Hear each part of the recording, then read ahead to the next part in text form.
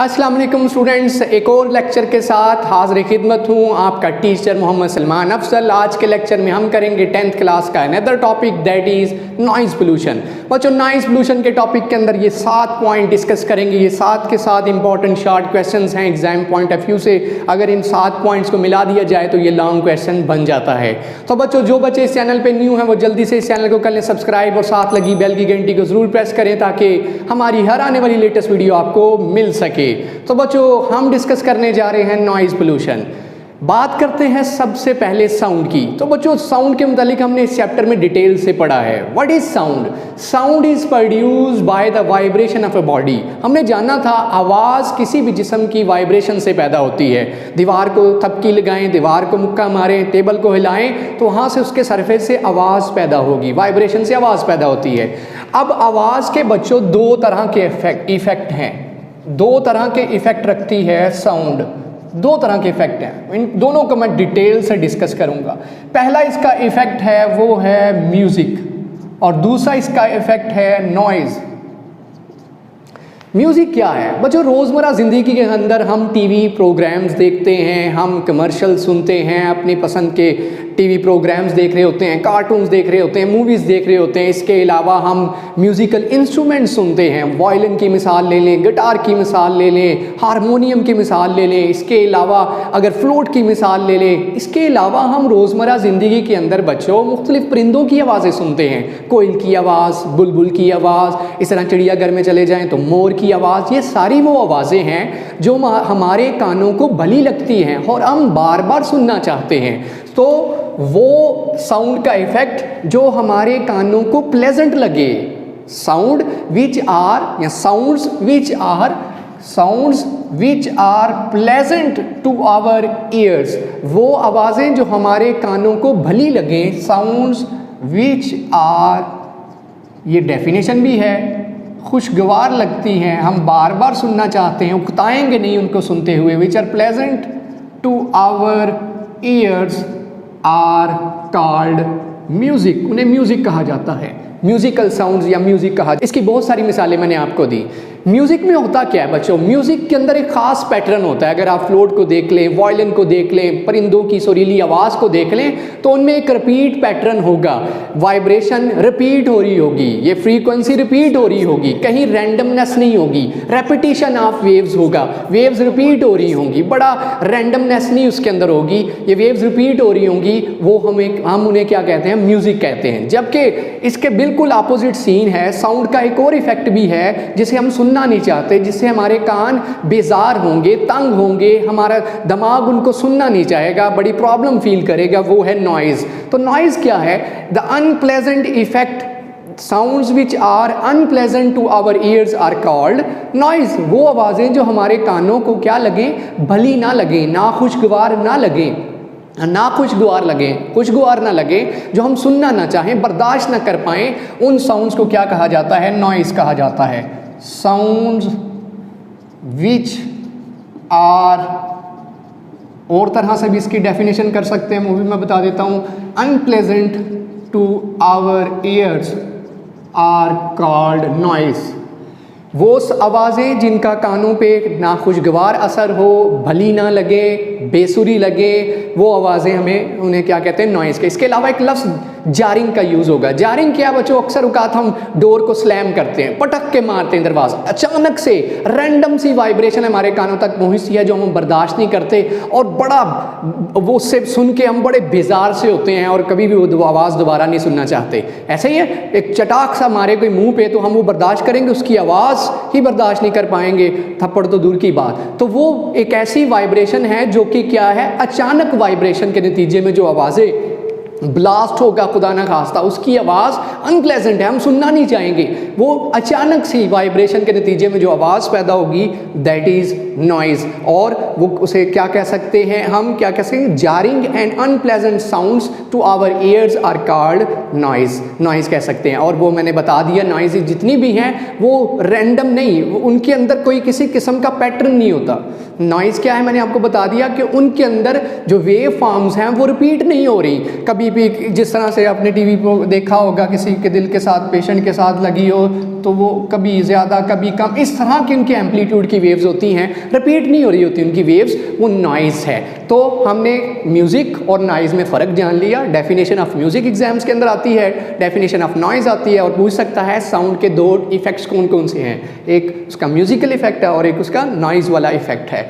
अब causes of noise pollution, बच्चों noise pollution के कॉजेज़ क्या हैं? बड़े सिटीज़ के अंदर बड़े इश्यूज़ हैं, बड़े प्रॉब्लम्स हैं, मशीनरीज़ के प्रॉब्लम हैं, बड़ी बड़ी फैक्ट्रियाँ हैं, इंडस्ट्रियाँ हैं, ट्रैफिक बेजा है और बहुत ज़्यादा है, बहुत ज़्यादा बेजा है। लोग जनाब लेके निकले हुए हैं ट्रैफिक गाड़ियाँ अपनी, इस तरह से उसके नतीजे में नॉइज़ क्रिएट हो रही है और वो नॉइज़ पोल्यूशन का बाइस बन रही है। और पोल्यूशन तो है ही है, लेकिन नॉइज़ पोल्यूशन की वजह से बेबहा बीमारियां उनकी वजह मौजब बनती हैं नॉइज़ पोल्यूशन। तो कॉजेज़ ऑफ नॉइज़ पोल्यूशन में अगर हम देखें या इस तरह से पूछ सकता है सोर्सेज ऑफ नॉइज़ पोल्यूशन क्या हैं?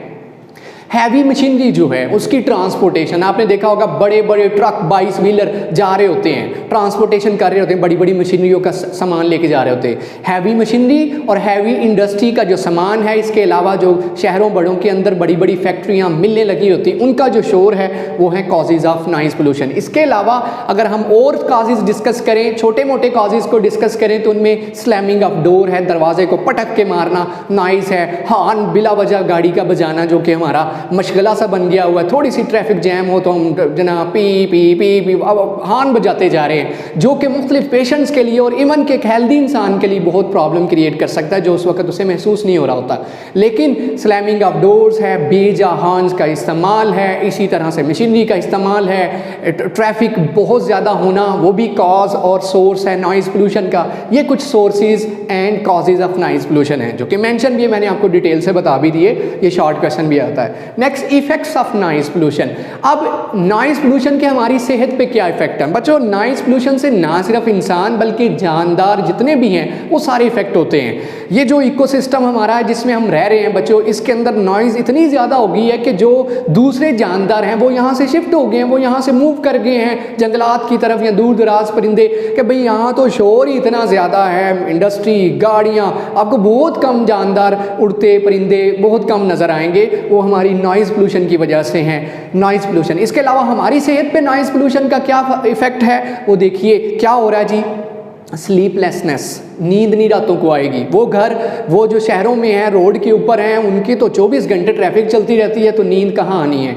हाइपरटेंशन है, लोगों को टेंशन है बिला वजह की, पता कुछ नहीं लग रहा कि क्या वजह है लेकिन टेंशन है। हाई ब्लड प्रेशर का मसला है, स्ट्रेस लेवल बहुत ज़्यादा बढ़ जाता है, एग्रेशन है, गुस्सा, बिला वजह गुस्सा आ जाता है, छोटी छोटी बातों पर गुस्सा, और उसके जो पीछे सबसे बड़ी वजह है वो है नॉइज़ पोल्यूशन, जिसकी वजह से हमें बेजा गुस्सा आता है, बिला वजह हमें गुस्सा आ रहा होता है छोटी छोटी बातों के ऊपर। स्लीप डिस्टर्बेंस है, हियरिंग लॉस, भाई नॉइज़ पोल्यूशन से हम मुकम्मल तौर पे लाइफ टाइम के लिए अपने कानों से हाथ धो बैठ सकते हैं, अपने काबिल समात नहीं रहेंगी चीज़ें हमारे लिए। आपने देखा होगा जो लोग मशीन फैक्ट्रियों के अंदर, इंडस्ट्रीज़ के अंदर काम करते हैं, उनको ऊंचा सुनना पड़ता है, उनकी हियरिंग लॉस के प्रॉब्लम होते हैं, वो बार बार वही ऊंची आवाज़ सुनते सुनते सुनते बेचारे आहिस्ता आवाज़ सुन ही नहीं पाते। बहुत बड़ा इफेक्ट है नॉइज़ पोल्यूशन का बच्चों।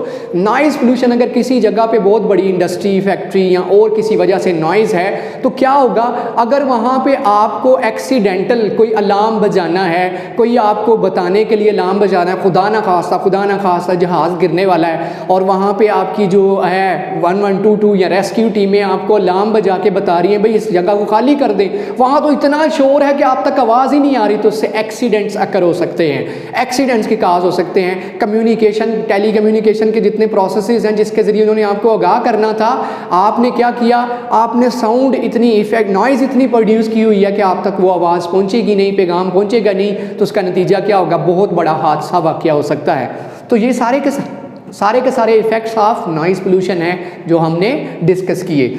अच्छा बच्चों, अब दुनिया के अंदर जो सेफ लेवल है नॉइज़ पोल्यूशन का जो सेफ लेवल है, भाई नॉइज़ मजबूरी है, रोज़मर्रा ज़िंदगी के अंदर ट्रैफिक के साथ हमें जीना है, फैक्ट्रियों के साथ हमें जीना है, हमें फैक्ट्रियों में काम भी करना है, ये सारा कुछ बर्दाश्त करना है, तो भाई सेफ लेवल ऑफ नॉइज़ किन किन चीज़ों पे डिपेंड करती है? डिपेंडेंस, ये लहदा सवाल है, dependence of safe level of sound या safe level of noise. Sound तो कहेंगे, हम नॉइज़ की बात कर रहे हैं जो कि अनप्लेजेंट होती है, उसका सेफ लेवल क्या है? वो दो फैक्टर्स पे डिपेंड करता है, वो है वॉल्यूम, आप कितनी ऊंची नॉइज़ सुन रहे हो। मतलब आपने बहुत ऊंचे बूफर्स घर में लगाए हुए हैं जो कि बाकी फैमिली के लिए नॉइज़ है, आपके लिए भी है, लेकिन आप उसे इंजॉय कर रहे हो, उसका सेफ लेवल आप वॉल्यूम होना चाहिए जो कि घर वालों के सुनने पे भी और आपके सुनने पे भी वो सेफ हो, इससे ये नतीजा ना निकले कि आपके कानों के मसले शुरू हो जाए। सेफ लेवल ऑफ वॉल्यूम हो, वो नॉइज़ जो है वो क्या है, इस फैक्टर पे डिपेंड करती है। डिपेंडेंस पहला फैक्टर क्या है? Safe level of volume, volume जो है आपकी नॉइज़ का वो सेफ हो। और दूसरा फैक्टर क्या है कि आप कितनी देर के लिए एक्सपोजर है, आप कितनी देर के लिए उस नॉइज़ को सुन रहे हो। पूरा दिन सुन रहे हो तो भाई बहुत बड़ा इशू, अगर थोड़ी देर के लिए सुन रहे हो तो चल जाएगा, लेकिन अगर पूरा दिन उस नॉइज़ को सुन रहे हो और आप उसके यूज्ड टू हो गए हो, फिर तो भाई बड़ा मसला है। फैक्ट्री के अंदर बंदा काम कर रहा है और 14 घंटे उस शोर को बर्दाश्त कर रहा है, तो फिर तो उसके लिए सेहत के लिए बड़ा, वो हाइपरटेंशन का शिकार हो सकता है, स्ट्रेस का शिकार, एग्रेशन का शिकार, वो सारी बीमारियों का शिकार हो सकता है, क्योंकि उसने जो डिपेंडेंस है वो दो फैक्टर्स पे है, एक वो वॉल्यूम कितना सुन रहा है और दूसरी चीज़ कितनी देर के लिए उसका टाइम एक्सपोजर कितना है, 8 घंटे है, 10 घंटे है, दिन के अंदर 20 घंटे, कितनी देर है, ये दो इसकी क्या है, डिपेंडेंस है। फिर बच्चों ये अगला सवाल है, safe level of noise value क्या है? कितनी वैल्यू पे इंसान जो है नॉइज़ की सुन सकता है, उससे क्या होगा, उसकी सेहत पर इतना गहरा असर नहीं पड़ेगा। तो रिसर्च ये कहती है, दुनिया के मुख्तलिफ ममालिक के अंदर उन्होंने क्या किया हुआ, लेबर जितनी भी है, मजदूर तबका है, वो फैक्ट्रियों के अंदर, इंडस्ट्रियों के अंदर, शोरो गुल वाली फैक्ट्रियों के अंदर काम कर रहा है, हैवी मशीनरी चल रही है। शुगर मिल की बात कर लें तो इतनी आवाज़ पैदा करने वाली मशीनरी है, ऑटोमोबाइल इंडस्ट्री, इतनी आवाज़ पैदा हो रही है, तो वो क्या लेवल है जो वो सुन सकता है जिसके बावजूद उसके कान ख़राब नहीं होंगे? तो वो है 85 to 90 डेसीबल।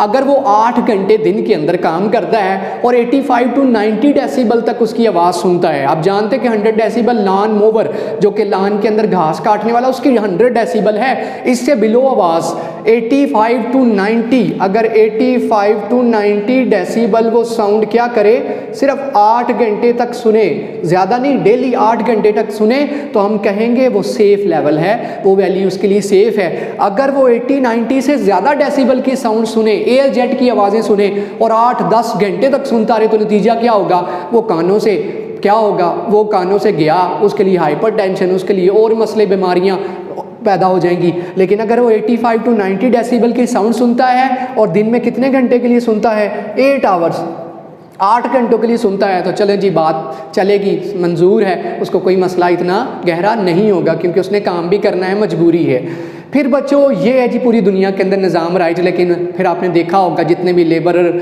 जितने मजदूर होते हैं, उन्होंने हैंड फ्रीज और म्यूज़िक लगाया होता है काम करते हुए, ताकि उनकी जो मशीनरी की आवाज़ें उनके कानों तक ना जाएं, जिससे उनके कान जो हैं बिल्कुल सही काबिल समात ना रहे। लास्ट पे जी, रिडक्शन ऑफ नॉइज़ पोल्यूशन। इस नॉइज़ पोल्यूशन से को रिड्यूस कैसे किया जा सकता? ख़त्म तो कर नहीं सकते भाई, मजबूरी है, फैक्ट्रियाँ चलानी हैं, गाड़ियाँ चलनी है, मशीनरी चलनी है, तो इसको रिड्यूस कैसे करें? फिर इसकी रिडक्शन के दो तरीके हैं कि आप मशीनरी जो यूज़ कर रहे हो, वो नॉइज़ प्रोड्यूस करने वाली मशीनरी को वो मशीनरी से रिप्लेस कर दें जिसकी आवाज़ कम है, फ्रिक्शन कम है, जिसकी एबिलिटी अच्छी है, जो अच्छी मशीनरी है उससे रिप्लेस कर दें। अपनी मशीनरी जो आवाज़ और शोर पैदा करने वाली है, उसे अच्छी और बेहतर मशीनरी के साथ अगर आप रिप्लेस कर देंगे तो नॉइज़ पोल्यूशन कम हो जाएगी। इसके अलावा क्या है कि अगर आप वो जो मज़दूर वहाँ काम कर रहे हैं उसके लिए, उनके लिए ऐसे कमरे और ऐसे ब्लॉक्स बनाएं जो कि आवाज़ को क्या कर दें, रोक लें। आपने देखा होगा फैक्ट्रियों के अंदर बड़ी आवाज़ पैदा करने वाली फैक्ट्रियाँ होती हैं, वहाँ पर जो उनका CEO, उनका हेड है, वो भी बैठा होता है, लेकिन वो एक कमरे में बैठा होता है जहाँ वो शीशे से कवर होता है कमरा, उस कमरे के अंदर उस पूरी फैक्ट्री की आवाज़ नहीं जा रही होती, क्योंकि वो जो शीशा लगा है वो आगे इफेक्ट पड़ेंगे भी, वो आवाज़ को अंदर नहीं जाने देता बल्कि अब्जॉर्ब कर लेता है। इसका मतलब अगर हम वहाँ पे साउंड को अब्जॉर्ब करने वाले इफेक्ट्स यूज़ करें, आवाज़ जो नॉइज़ है उसको अब्जॉर्ब करने वाले इफेक्ट्स यूज़ करें, तब भी नॉइज़ पोल्यूशन कम हो सकती है। इस तरह से हम नॉइज़ पोल्यूशन को क्या सकते हैं, क्या कर सकते हैं, कम कर सकते हैं। इन्वायरमेंटल फ्रेंडली हमने मशीनरी यूज़ की, और फिर क्या किए, ऐसे हमने इक्विपमेंट्स यूज़ किए साउंड रिड्यूसिंग, जो साउंड को, नॉइज़ को क्या करेंगे, ऑब्जर्व कर लेंगे और इंसानों तक पहुंचने नहीं देंगे, वो उस फैक्ट्री के अंदर बैठ के अच्छे से काम कर सकेंगे। ये बच्चों 7 सवालात अगर आप मिलाएं तो आपका पूरा एक लॉन्ग क्वेश्चन बनता है। म्यूज़िक की तारीफ, नॉइज़ की तारीफ, कॉजेज़ और effects of sources of noise pollution, effects of noise pollution, safe level of noise, dependence 2 factors पे, एक वॉल्यूम पे और कितनी देर के लिए आप सो, एक्सपोजर टाइम कितना है और नॉइज़ वैल्यू कितनी है, और लास्ट पे रिडक्शन। ये 7 पॉइंट मिले तो लॉन्ग क्वेश्चन बन जाता है। एग्जाम्स के अंदर आया भी हुआ एक दफ़ा, और ये शॉर्ट क्वेश्चन तो बारहा इस एग्ज़ाम के अंदर मुख्तलिफ बोर्ड्स के अंदर आते ही हैं। उम्मीद करता हूँ आपको अच्छे से इस लेक्चर की समझ आई होगी। इसी के साथ मैं आपसे इजाज़त चाहूँगा। अल्लाह हाफिज़।